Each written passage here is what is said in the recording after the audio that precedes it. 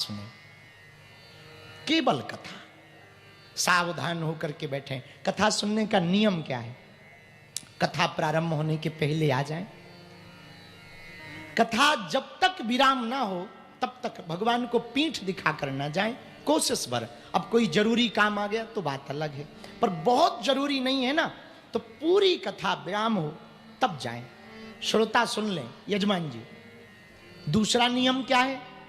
इन 7 दिनों में वैसे तो कभी झूठ नहीं बोलना चाहिए, पर 7 दिन तो छोड़ ही देना। 7 दिन में तो ना बोलना, ये दूसरा नियम। तीसरा नियम क्या है?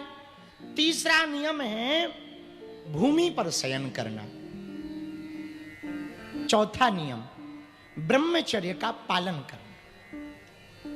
5वां नियम, हो सके तो दिन में फलाहार रहो, रात को फुल आहार लो।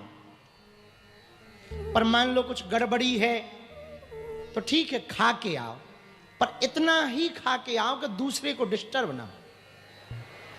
हाँ, प्रसाद तो पाके आओ, पर थोड़ा कम।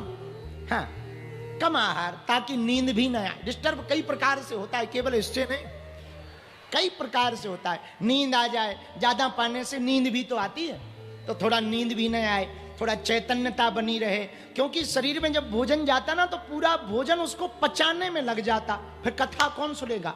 पड़ोसी। इसलिए कम आहार पाके आओ। 5वां नियम, वो भी बहुत अच्छा नियम है।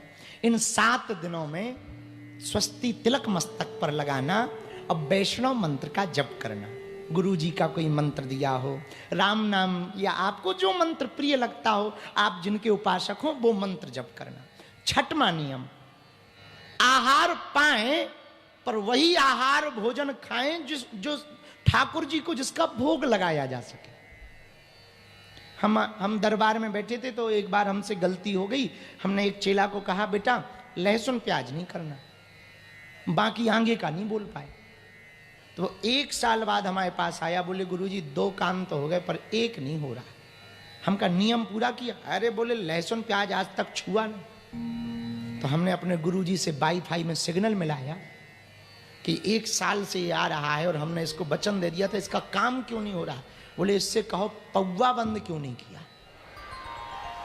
तो हमने कहा ठटरी के बरे नक कटा मूसर चंदा, तो पौवा पीता रहा। यजमान खास करके सुने। 7वां नियम है कथा सुनने का। 7 दिन की कथा है, 7 नियम। 7वां नियम है, इन 7 दिनों में दुश्मन भी